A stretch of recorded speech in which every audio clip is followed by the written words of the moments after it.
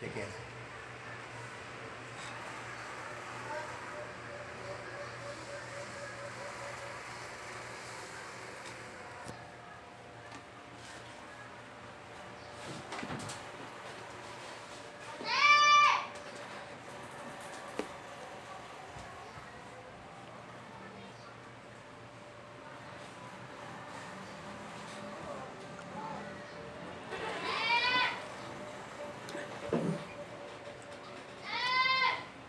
Mga kapatid, isang magandang araw ay binabati ko sa inyo lahat, sa aking mga kapamilya, sa aking mga kababayan tiga Santulan, at sa aking mga kababayan tiga Bulacan, sa tropa na Roque. Mulit-muli dumating na naman ang ating pagtitipon at pakikinig ng pagbasa sa banal na aklat ng mga katotohanang aral ng Kristo. Kaya kayong lahat ay tinatawagan ko ng pansin upang magbasa ng banal na aklat para malaman natin ang nilalaman ng banal na aklat kung ano talaga. Mayroon pong malalaman tayo pag tayo ay nagbasa ng Biblia at darating oras makikilala natin ang katotohanan, ang tunay na katotohanan na ang mga Diyos pala ay may pangalan pa. Bukod sa kanilang pangalan, meron pa. Diyos Ama, meron. Diyos Anak, meron. Diyos Ama sa lupa, meron. Diyos Espiritu Santo wagas, meron. 3 personas, 5 bukales de Diyos, at kalagyo, at ang anghel nating La Guardia. Mayroong mga tunay na palangalan yan na hindi nating nasumpungan dahil tayo ay dinala ng walang ano-ano sa hindi tamang pananampalataya. 350 taon na tayong naaaralan ng mga maling pananampalataya. Ngayon, bakit ko sinasabi po ito? Sa gulang kong ito, mag-80 taon na ako, nasumpungan ko yung katotohanan na yan. Nasumpungan ko ang buhay na walang hanggan at ang kayamanan sa langit at ang tunay ng pangalan ng Ama, pangalan ng Anak at pangalan ng Espiritu Santo. Si Mama Mary, kung ano siya si Mama Mary, yun lang ang kanyang katibayan na siya pinagdaan sa kanya ang buktong na anak at buhay na Diyos mong Diyos para dalhin niya sa lupa, para isilang niya sa lupa at maging tagapagligtas natin. Okay. Mga kapatid, hindi ko sinasalita sa inyo para kayo ay maniwala sa sinasabi ko. Kanya ang lahat ng bagay na sinasabi ko sa inyo, nakasulat po ito. Ito po ang unang libro, hawak ko. Ang ikalawang libro, ito po. Ang ikatlo, ito po. Ikaapat, ito po. Ang lima, ayun. Ika-anim, nandito rin. At ang ikapito, kanya 7 aklat na mahusay ang naisulat ko na. At naitago ang mga aral ng ating Panginoong Jesucristo. Kanya malakas ang loob ko dahil ang aking sinasabi sa inyo ay nasa ilalim ng saligan na pinagsasaligan ng aral ng Panginoon. Ito ang aking saligan at pinagsasaligan itong aklat na ito.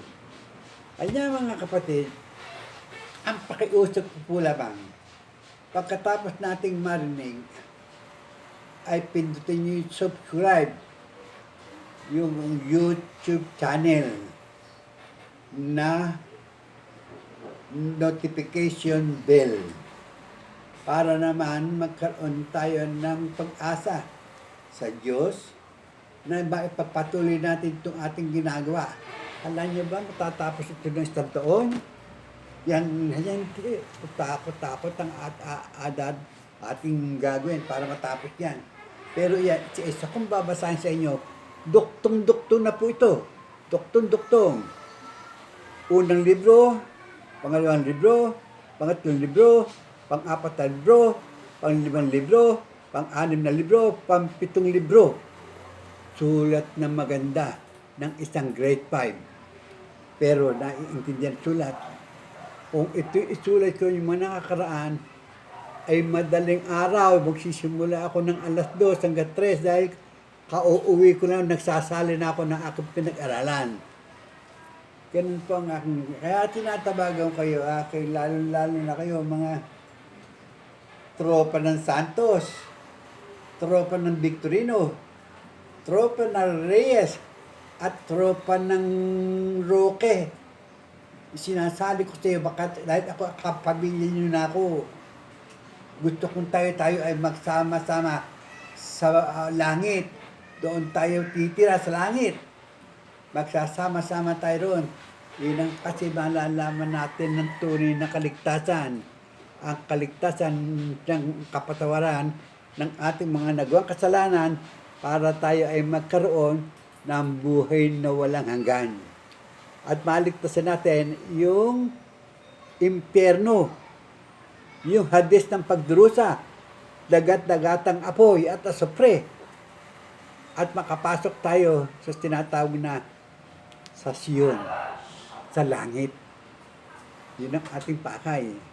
Kanya mga kababayan ko, kaeskwela ko, kayo lalo, hindi ko kayo sinaiwan sa aking panalangin na araw-araw pag aking nananalangin, isinasama ko sa kayo lahat. Maligtas lang tayo, karoon lang tayo ng buhay na walang hanggan. Lalo ka na masyadong pamintasin. At kayo aking mga kumare-kumpare, pagbutihin niyo ang paghahanap sa Diyos. Nasa inyong kumprari na ang katotohanan ng aral ng Diyos ay nakaamot ako. Ito po ang katunayan. Libro na itong office table to. Yan, puro makakapal yan. Anong daming sulat yan? Ito, nakasper ka nakaraan. Ito pa lang ako nagagamit. Babasa, ito lang. Ito yung karamihan. Okay? Salamat. Sana maunawaan niyo ako. Subscribe. YouTube channel. Supportahan niyo. Click. Notification bell. Sa araw-araw po. Kayo din mga friends ko. Friends ng misis ko. Friends ng mga kapatid ko. Mag-YouTube channel tayo. Malalaman yung lahat kung totoo hindi yung aking sinasabi. Salamat po.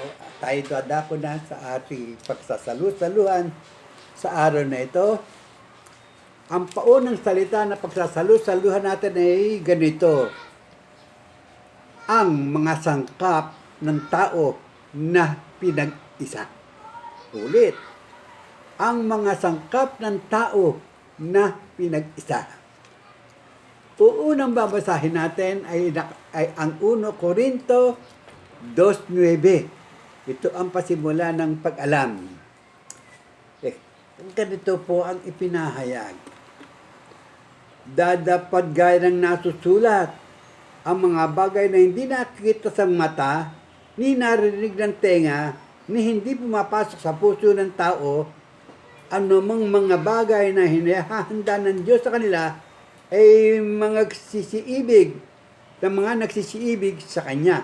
Kung tayo daw umiibig sa Diyos, bibigyan tayo ng ganito pala. Yung pinaliliwanag sa inyo.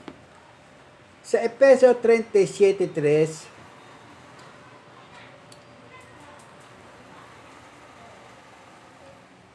bago at kaniya sinabi sa akin, anak ng tao, maaari baga mabuhay ang mga butong ito? At ako'y sumagot, O Panginoong Diyos, ikaw ang nakakaalam. Kung pwede rin mabuhay ang mga butong na hiwa-hiwalay na yun ay liligay sa ating katawan. Ang sabi ko naman ng aklat, O Diyos ko, ikaw ang nakakaalam.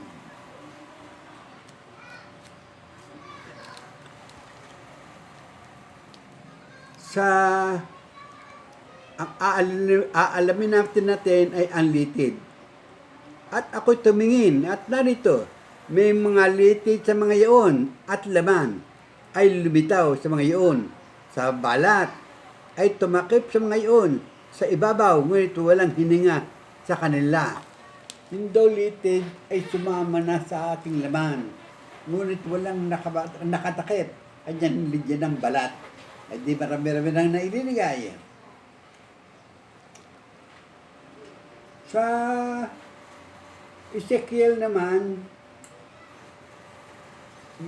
37:8, yun nga yung litid na iniligay sa atin at binalot tayo ng balat.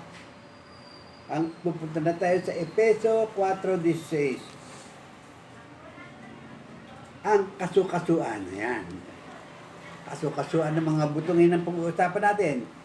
Dahil sa kaniya ang buong katawan ay nalalapat na mabuti at nagkakalakip sa pamamagitan ng tulong ng bawat kasukasuan ayon sa paggawang nauukol sa bawat iba't ibang sangkap at nagpapalaki sa katawan sa ikatitibay niyang sarili sa pag-ibig. O may halo ng pag-ibig ha. Unti-unti ang hinahalo. Pag-ibig, ala-ala unawa. So kakalo-halo na yan. Tama-tama na. Sa Hebreo 4:12, utak naman ng dinadagdag ha. Ito. Sapagkat ang salita ng Diyos ay buhay at mabisa at matalas kaysa kanyang tabak na may 2 talim at bumabaon hanggang sa pagkakahiwa-hiwalay ng kaluluwa at espiritu. Ang mga kasukasuan at mga utak at madaling kumilala ng mga pag-isip na mga haka ng puso. O bakit ang dinatabahan ng ating isip. Kayang kilalanin ng mga haka ng puso ng ating mga nakakausap. Tuloy ang bata. Huwag kayo magsasawang makinig. Totoo ito. Sinaling kong sinot na galing sa aklat. Awit 130, 39:13. Lamang loob. Sapagkat iyong ininyo ang aking mga lamang loob. At ito ako'y tinakpan na sa bahay bata ng aking ina. Ulitin kong bata ha. Bibigyan ako sa inyong katwiran konti. Sa lamang loob. Sapagkat iyong ininyo ang aking mga laman loob.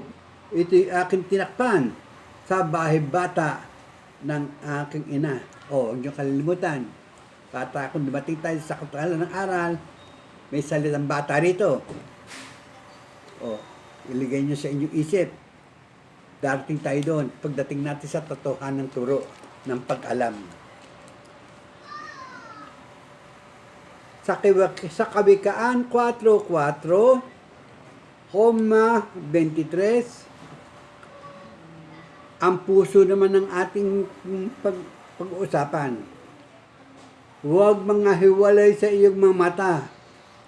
Ingatan mo o sa kaibuturan ng iyong puso, sapagkat buhay sa nakakasumbong at kagalingan sa buong lang katawan. Ingatan mo ang iyong puso ng buong sikap, sapagkat dinadalian ng buhay. Ingatan daw nating mabuti ang ating puso. Kagaya ka ng pagkakaingit ko sa aking puso, kanya ako ay nagtagumpay. 7 atake na po ako. May sakit ako sa puso. May high blood ako. Nararamdaman pala. Yan pala. Naglilingkod ako dyan. Kanya hindi ko nakuha kagad ang aking buhay. Binibigyan ako ng gantimpala ng Diyos. Yun ay patutok sa inyo. 7 atake na nga ako. Hindi pa magpantay ang aking paa. Dahil meron pa akong gagawin sa mundong ibabaw na ito. Ito nga aking ginagawa ngayon. Gusto ko ang lahat ng aking mga kababayan, ang lahat ng aking mga kabarangay na taga-Pasig ay makakilala ng kanyang aral na ang may pamagat na ito nakasulat sa Mateo. Kaya't hanapin muna natin ang kanyang kaharian at ang kanyang katwiran at ang lahat ng mga ito ay madadagdag sa iyo. Ayan, nasa ilalim yung salita. Sa Ezekiel 19:10, ang aalamin naman kung saan nanggaling yung ating dugo, ang ipinaliliwanag dito. Basahin ko ng konti. Ang inyong ina ay parang puno ng ubas sa iyong dugo na natanim sa tabi ng tubig. Siya'y mabunga at puno ng mga sanga dahil sa maraming tubig. Ayun, ang sabi sa atin ng Diyos, pinakilala sa atin, ang katotohanan ng ina. Siya palang dumadaloy sa ating mga ugat. Okay? Sa 1 Corinto 15:39 naman, ganito ang sinasabi. Hindi ang lahat ng laman ay magkaisang laman, kundi may laman sa mga tao, at ibang laman sa mga hayop, at ibang laman sa mga ibon, at ibang laman sa mga isda. Pare-pareho silang may buhay, pero may ibang laman na kailangan. Ang mga laman nila ay siyang ating pagkain para tayo huwag magutom. So, Job 10:11, balat naman. Ako ay binihisan mo ng balat at laman. At sinumpong mo ako ng mga buto at mga litid. At sinumpong mo ako ng mga buto at mga litid. Ayun, maliwanag. Sa Ezekiel 37:6, hiningan naman ang ating pag-uusapan. Ang bawat isa ay may 4 na mukha. Sa bawat isa kanila ay may 4 na pakpak. Zacarias 12:1, lalaktawan natin dahil hindi nakasulat. Yun ang susunod, yung awit 139:17, diwa. Yung una, hininga, sunod natin ng diwa.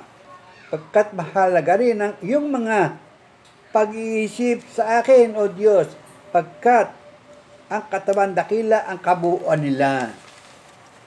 Okay. Pag-iisip at diwa ang ating binahagi na talagang sangkap natin. Sa awit pa rin, 139:5, 139:15, ang katawan ko'y hindi nagkubli sa iyo nang ako'y gawin sa lihim at yariing mainam sa mabababang bahagi ng lupa. Yun ang ating katawan, yung alabok na pinakamababa pa. Yun ang binuo ng Diyos para maging ating katawan. Kanya, namin natin mabuti ang sinasabi dito para maunawaan natin talaga tayo ay nilang ng Diyos sa alabok na lupa. Dapat ang Diyos ay nagbibigay ng katawan.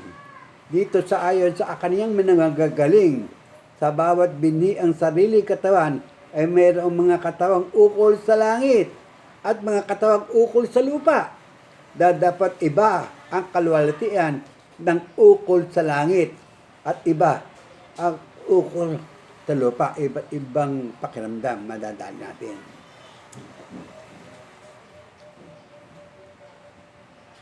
Sa Hebreo 38:16, ang aalamin naman natin yung katotohanan ng kaluluwa. Kaluluwa ng ating pag-uusapan. Ganito ang sinasabi sa Hebreo 38:16. Sa gayoy si Dacias ay sumpang lihim kay Nehemias na nagsasabi, buhay ang Panginoon dan lumalang ng ating kaluluwa. Hindi kita ipapapatay sa itibibigay man kita sa kamay ng mga lalaking ito ay nagsisiusig sa iyong buhay. No, mahal ng Diyos ang ating katawan, kanya yan ang inililigtas ng Diyos, yung ating kaluluwa. Kung gaano kalamahal ng Diyos ang kaluluwa ng tao, hawak niya ang kaluluwa natin, siya ang may-ari niyan. Sa 1 Corinto 2:11, ang Espiritu naman ang iaalaman natin. Ganito sinasabi, sapagkat sino mang mga tao ang nakakilala ng mga bagay ng tao, kundi ang Espiritu ng tao na nasa kanya gayon din naman. Ang mga bagay ng Diyos ay hindi nakikilala ng sinuman, maliban na ang Espiritu ng Diyos. Yan yung sa mga ng bibig, yung bingay. Efeso 2:22. O tahanan naman, ang alam ano yun, tahanan ng Diyos, na sa Kanya itinayo naman tayo upang maging tahanan ng Diyos sa Espiritu. Maliwanag. Ang katawan natin ay tahanan ng Diyos sa Espiritu. Ito sinasabi, maliwanag na maliwanag. Ulitin ko bata. Tahanan ng Diyos, na sa Kanya itinayo naman tayo, upang maging tahanan ng Diyos sa Espiritu. Kanya ang Diyos ay tunay na kasama natin araw-araw. Kanya magligat na tayo sa pagtama ng masama. Lalo na masyado tayo swapang sa mga pera, sa mga bagay na mabuti, sa mga bagay na gawa ng literal, ng material. Huwag naman mangyari. Ang bilin sa atin ng Diyos, ibigin natin ang buong puso natin, ang buong pagkatao natin, ang Diyos at ang ating kapwa, kagaya ng pag-ibig natin sa ating sarili. Mahalin natin ang ating kapwa. Siya nawa. Salamat sa inyo. Salamat. Bukas ulit. Medyo napahaba ang basa, pero pakinggan nyo lahat yan at may dating yan. Okay. Maraming salamat sa inyo lahat. Nakakapagod din lang. Kaya ng konti. Pahigop lang ng konti.